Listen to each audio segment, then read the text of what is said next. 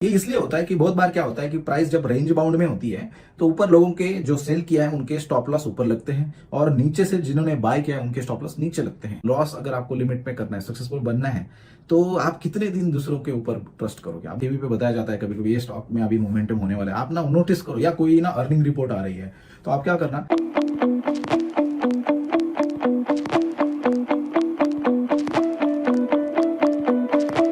Simply देख। नमस्कार दोस्तों, डेली स्विंग में आपका स्वागत है। आज बहुत इंपॉर्टेंट बात करने वाला हूं मैं। आज के वीडियो में हम बात करने वाले पूरा अबाउट ब्रेकआउट। पहले समझते हैं कि बेसिकली ये ब्रेकआउट क्या होता है, फेकआउट क्या होता है। आपने देखा होगा कि कोई भी स्टॉक की प्राइस या इंडेक्स की प्राइस होती है तो वहां एक सपोर्ट एंड रेजिस्टेंस लेवल पे क्या होता है कि कभी कभी वो जो रेजिस्टेंस लेवल क्रॉस करके प्राइस थोड़ी सी ऊपर जाती है। आपने देखा होगा कैंडल स्टिक में कोई भी जो भी टाइम फ्रेम आप देख रहे हैं, मान चलो अगर 5 मिनट का देख रहे हैं तो आपको लगता है कि 5 मिनट में ऐसी प्राइस एक रेंज बाउंड थी और उसके बाद कोई एक कैंडल ऐसी बनी कि वो रेंज बाउंड के ऊपर जाने लगी है। ठीक है, ये सेम चीज 15 मिनट पे, 1 घंटे पे, जो भी टाइम फ्रेम कुछ भी हो सकता है, लेकिन बेसिकली क्या होता है, एक रेजिस्टेंस लेवल होता है, वहां प्राइस हमेशा रेंज बाउंड करती है। रेंज बाउंड जब करती है तो ऊपर क्या होता है, रेजिस्टेंस, नीचे होता है सपोर्ट। तो अभी होता ये है कि बहुत देर तक प्राइस क्या करती है, वहां मीन्स ऊपर नीचे होती रहती है और सडनली क्या होता है कि टेम्पररी थोड़ा सा मुंह ऊपर जाता है तो प्राइस ऊपर लेके जाता है। बिकॉज ये क्यों होता है, पहले इसको समझो। ऊपर जाने के बाद हमें ऐसा लगता है कि प्राइस ने ब्रेकआउट दिया तो हम क्या करते हैं, हमें जो सिखाया गया है कि क्या, ब्रेकआउट देने के बाद ब्रेकआउट कैंडल के नीचे स्टॉप लॉस लगा लो या स्विंग के नीचे स्टॉप लॉस लगा लो और फिर आप उसको ट्रेड कर सकते हैं। लेकिन कुछ ही देर के बाद क्या होता है कि आपकी प्राइस जो है वो नीचे आने स्टार्ट होती है। अच्छा, तो ये है कि अगर आप स्टॉप लॉस लगाते हो तो आप अगर गलत हुए तो कोई बात नहीं है, आपका कम लॉस में आप बाहर आते हो। लेकिन बहुत लोग तो स्टॉप लॉस भी नहीं लगाते हैं, उनका तो बहुत ज्यादा लॉस हो सकता है, तो फिर वो बोलता है ऑपरेटर गेम। तो इसको समझो। ये पहले तो आई होप आपको समझ में आया होगा कि ब्रेकआउट बेसिकली जो फेकआउट या फॉल्स ब्रेकआउट उसे कहते हैं। तो ये इसलिए होता है कि बहुत बार क्या होता है कि प्राइस जब रेंज बाउंड में होती है तो ऊपर लोगों के जो सेल किया है उनके स्टॉप लॉस ऊपर लगते हैं और नीचे से जिन्होंने बाय किया है उनके स्टॉप लॉस नीचे लगते हैं। ठीक है, तो रेजिस्टेंस के ऊपर अगर प्राइस जाती है कुछ देर तक और उसके बाद नीचे आती है, उसे हम क्या बोलते हैं, फॉल्स ब्रेकआउट, राइट, यानी कि फेक ब्रेकआउट। अगर वही चीज अगर सपोर्ट पे अगर प्राइस नीचे जाती है, यानी कि ब्रेक डाउन होता है लेकिन कंटिन्यूसली नहीं होता, कुछ देर के बाद वो ऊपर आता है तुरंत, राइट, तो उसको क्या कहते हैं हम, मींस फॉल्स ब्रेकडाउन हुआ, राइट। तो इसीलिए ये स्टॉप लॉस ट्रिगर करने के लिए सब गेम होता है और हम रिटेल ट्रेडर को ऐसा लगता है कि प्राइस ने अभी ब्रेकआउट दिया है, चलो बाय करते हैं। मैं बहुत नॉर्मल तरीके से बताने की कोशिश कर रहा हूं। अगर आपको वीडियो अच्छा लगा तो प्लीज लाइक करना। तो अभी हम बात करते हैं उसको आइडेंटिफाई कैसे करें। तो उसके लिए पहले ये समझो कि अगर वहां लो ट्रेडिंग वॉल्यूम हो रहा है, मैं बहुत 2-4 टिप्स देने वाला हूं, एंड तक वीडियो को देखो। लो वॉल्यूम का मतलब क्या, कितने बाय एंड सेल हुए वहां नीचे। अगर आप वॉल्यूम इंडिकेटर लगाते हो तो आपको समझ में आता है कि बेसिकली यहां ब्रेकआउट पे आपको स्ट्रॉन्ग वॉल्यूम हुए कि नहीं। अगर नीचे से एवरेज जो भी आपके वॉल्यूम हो रहे हैं उससे अगर आपके स्ट्रॉन्ग वॉल्यूम आपको दिख रहे हैं तो आपको समझ में आता है स्ट्रॉन्ग ब्रेकआउट हो सकता है। लेकिन बहुत बार क्या होता है कि जो एवरेज चल रहे उतने या उससे कम वहां वॉल्यूम होते हैं, तो आपको समझ में आता है कि किसी ने मैनिपुलेट किया है। अगर ये समझना है तो वॉल्यूम इंडिकेटर के ऊपर आप एक मूविंग एवरेज भी लगा सकते हैं। इसका अगर आप चाहो ना पूरा वीडियो देखो, अगर डिटेल में प्रैक्टिकल अगर आपको मैं दिखाना है ना, मैं दिखा सकता हूं। लेकिन फिलहाल इस कॉन्सेप्ट को पहले समझो, थ्योरी बाद में प्रैक्टिकल करेंगे कभी अगर बहुत लोग इंटरेस्टेड है तो लो वॉल्यूम का आपको आइडेंटिफाई कैसे करना है, देखना कैसे कि वॉल्यूम इंडिकेटर लगाने के बाद आपको पता चलेगा कि वहां स्ट्रॉन्ग वॉल्यूम दिख रहे कि नहीं।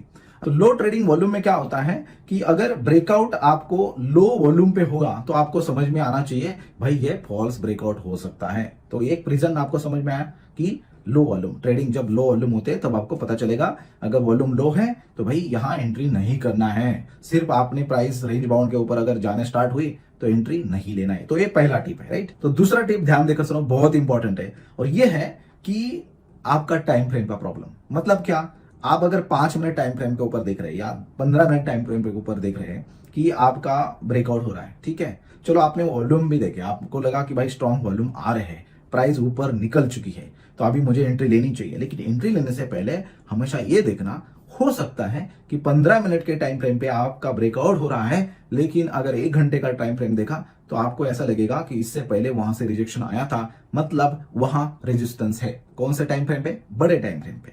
अगर आप स्विंग ट्रेडिंग कर रहे हैं, मान चलो कि अगर डेली पे आपने देखा कि यहां से ब्रेकआउट हो रहा है, लेकिन वीकली पे चेक करो क्या वहां से रेजिस्टेंस नहीं। बहुत बार हम देखते हैं, बाय द वे, अगर आप मेरी वीडियोस देखते हो तो चार्ट के अंदर क्या होता है कि जब पीछे रेजिस्टेंस होता है तो चांसेस होती है कि वहां से प्राइस फिर से रिजेक्शन ले। और हम क्या करते हैं, छोटे टाइम फ्रेम पे ट्रेडर क्या करते हैं, हमेशा छोटे टाइम फ्रेम देखते हैं 5 मिनट, 15 मिनट, 1 घंटा, और उस हिसाब से वो ब्रेकआउट ट्रेड करने की कोशिश करते हैं। लेकिन उन्होंने क्या करना चाहिए, एक टाइम फ्रेम पीछे जाकर, यानी कि 15 मिनट है, 1 घंटा, 1 घंटे पे देखो कि रेजिस्टेंस तो है नहीं। अगर रेजिस्टेंस है वहां और यहाँ ब्रेकआउट कर दिया तो फेल होगा, बिकॉज वहां से हो सकता है रिजेक्शन आ सके। That is very important. अभी तीसरी बात करते हैं। तीसरी बात यह है कि देखो सब कुछ प्रॉपर चल रहा है, वॉल्यूम हो रहे हैं, सब है, लेकिन कुछ ग्लोबल न्यूज ऐसी आई कि वहां सेंटिमेंट लोगों का नेगेटिव हो गया। तो ये सेंटिमेंट के कारण भी आपको ऐसा लगता है भाई सब कुछ तो ठीक है, मैंने बड़े टाइम फ्रेम भी देखा, वॉल्यूम भी देखा, बहुत देर तक वहां रेंज बाउंड था, अभी ब्रेकआउट दे रहा है, क्लोजिंग का इंतजार कर रहे हैं या क्लोज भी हुआ, लेकिन उसके बाद में फिर से प्राइस नीचे आती है, वो सेंटिमेंट है। और इससे बचने का एक ही तरीका मुझे ऐसा लगता है कि स्टॉप लॉस। मतलब क्या, स्टॉप लॉस लगाने से आप क्या कर सकते हैं, 10 बार अगर ब्रेकआउट हुआ, आपने एंट्री कर दी, हो सकता है कि 4 बार फेल हो जाए, लेकिन 4-5 बार, 4 बार अगर फेल हो, 6 बार अगर आप सक्सेस हो गए, तभी भी आप सक्सेसफुल बन सकते हैं।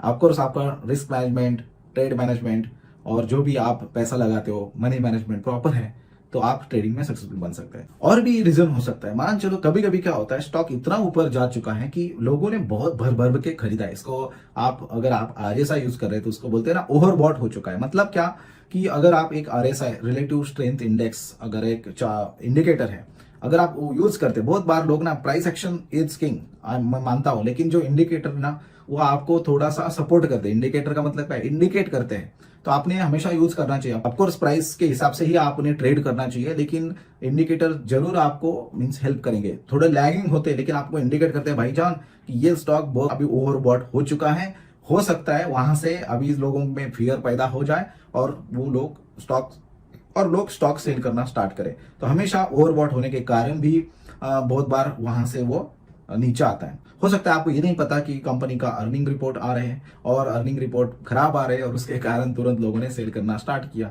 तो रीजन कुछ भी हो सकते हैं, उसी को अवॉइड करने से बेस्ट आपका फ्रेंड कौन है, स्टॉप लॉस। एक बार ब्रेकआउट बन गया, आपने ये सब चीजें कंफर्मेशन की, देखो कंफर्म करना आपका तो काम है, धर्म ही है। ट्रेडर को क्या चाहिए, ट्रेडर को सिर्फ भाई एक काम करो, कौन सा ले लो, और जो बंदा बोलता है भाईजान देखो अभी ब्रेकआउट हो रहा है, इसको ले लो, है ना, लेकिन आपने उनके कहने से अगर आप लेते हो तो उनकी एनालिसिस, आपके एनालिसिस आपको नहीं पता, आपने सीखा नहीं है, और उसके लिए आपको होता है लॉस। वो तो एग्जिट हो जाता है, आपको पता भी नहीं चलता कब एग्जिट हुआ। या कभी कभी तो जो लोग टिप्स देते हैं ना, वो टिप देते समय ये तो उन्होंने 1000 लोगों को दिया होता है टिप्स, उसके बाद आपके पास आती है और आप जब लेते हैं तब तक वो आउट भी होते हैं। टीवी पे बताया जाता है कभी कभी ये स्टॉक में अभी मोमेंटम होने वाला है, आप ना नोटिस करो, या कोई ना अर्निंग रिपोर्ट आ रही है, तो आप क्या करना, सिंपली देखना 1 मिनट या 30 सेकंड तो बहुत लोगों को, अभी अगर धन यूज करते शायद उसके अंदर 30 सेकंड भी है, लेकिन लेट से 1 मिनट की कैंडल आप चेक करना, चार्ट ओपन करना, तो तुरंत ऐसा स्पाइक आता है, वॉल्यूम में भी स्पाइक आता है ऑटोमेटिकली, और वहां आपका प्राइस भी बहुत मूवमेंट होता है। और जब तक आप एंट्री करते हैं फोमो में, है ना, हमें लगता है कि भाई अभी प्राइस तो ऊपर ही जाएगी, बड़े न्यूज आ चुकी है, और तुरंत क्या होता है पता है, उसी दूसरे क्षण में प्राइस नीचे आती है। तो ये बहुत बार हुआ है कि नहीं आपके साथ, आप मुझे बताओ। ये तभी होता है जब हमें दूसरों को सुनकर आप जब ट्रेड करते हो। देखो स्टार्टिंग में ठीक है, कोई बात नहीं, जिनको पता नहीं, जो पहली बार कर रहे हैं ना, तो उनको क्या लगता है कि भाई कहीं ना कहीं से इंफॉर्मेशन मिले, लेकिन ना लॉस अगर आपको लिमिट में करना है, सक्सेसफुल बनना है, तो आप कितने दिन दूसरों के ऊपर ट्रस्ट करोगे? आप मुझे बताओ, कितने दिन यूट्यूब वीडियो देखकर उनमें जो स्टॉक आपको बताया गया है वहां आप ट्रेड करोगे? तो आपको अगर खुद को सीखना है तो यही नॉलेज आपको पता होना चाहिए। आज अगर इस वीडियो में हमने बात की है कि फेकआउट के बारे में, फॉल्स ब्रेकआउट के बारे में, उसके रीजंस देखे। क्या रीजन था? पहले हमने देखा कि फॉल्स ब्रेकआउट क्यों होता है, दूसरा देखा कि वॉल्यूम देखना है, वहां ट्रेडिंग वॉल्यूम कितने हो रहे हैं। उसके बाद हमने देखा कि रेजिस्टेंस लेवल, यानी कि बड़े टाइम फ्रेम पे जाकर आप चेक करो कि भाई बड़े टाइम फ्रेम पे रेजिस्टेंस तो नहीं ना, छोटे टाइम फ्रेम पे एंट्री तो ले ली, लेकिन बड़े टाइम फ्रेम पे वहां रेजिस्टेंस तो नहीं ना। उसके बाद हो सकता है मार्केट का ग्लोबल सेंटिमेंट भी खराब हो, तो उसकी न्यूज के बारे में, जैसे कि मैं बहुत सब्सक्राइब करके रखा हूं ताकि मुझे पता चलता है कि कहाँ क्या हो रहा है। दूसरी बात, कभी कभी होता है कि स्टॉक का जो कंडीशन है ओवरबॉट हो चुका है, मान चलो बहुत लोगों ने लिया है, उसका आरएसआई, रिलेटिव स्ट्रेंथ इंडेक्स बहुत बढ़ चुका है, तो लोग अगर फियरफुल होते हैं तो वो बेचना स्टार्ट करते हैं। सेंटिमेंट खराब हो तो मार्केट में टेक्निकल काम नहीं करते, आपको पता होगा ये सब चीजें। दूसरी बात क्या होती है कि अगर अर्निंग रिपोर्ट उनके खराब आए हैं, तो जैसे अर्निंग रिपोर्ट, मान चलो ब्रेकआउट पे हो रहा है, ऊपर जा रहा है स्टॉक, और अर्निंग रिपोर्ट खराब हुई, कोई न्यूज आई, कहाँ प्लांट में आग लगी, राइट, ये बात मेरे साथ हुई है बाय द वे, ये सब एक्सपीरियंस से बता रहा हूँ, कोशिश कर रहा हूँ। तो ये सब चीजें अगर आपको पता है अभी, तो नेक्स्ट टाइम जब आप करोगे तो कंफर्म करोगे कि नहीं करोगे? क्या आप किसी को बोलोगे भाई जान बताओ मुझे कौन सा शेयर लेना है? नहीं ना। तो आई होप आपको ये समझ में आया होगा, आपको ये वीडियो अच्छी लगी होगी। मैं बहुत प्रैक्टिकल एग्जांपल, सिंपल लैंग्वेज में बात बताने की कोशिश कर रहा हूँ, बिकॉज मुझे पता है बहुत लोग स्ट्रगल करते हैं, बहुत लोगों को नहीं पता, लेकिन मुझे उन्हीं लोगों को हेल्प करनी है जो सच में सीखना चाहते हैं। दूसरों के टिप्स के ऊपर ट्रस्ट करने से बेटर खुद एक सिस्टम डेवलप करो, खुद ट्रेनिंग करो, खुद सीखो और बाद में ट्रेड करना स्टार्ट। तो आई होप आपको ये समझ में आया होगा। उससे बहुत सारे रीजन है, अभी बहुत बड़ा वीडियो हो जाएगा। अगर आप इंटरेस्टेड है, इसका हम प्रैक्टिकल चार्ट के ऊपर जाकर स्टडी करने की कोशिश करेंगे। तो I hope you like my content. अगर आपको ये वीडियो अच्छी लग रही है, please like, subscribe and share करना मत भूलना। हम ऐसे ही नए नए कंटेंट करने की कोशिश करेंगे और मिलते हैं नेक्स्ट वीडियो में। बाय बाय दोस्तों।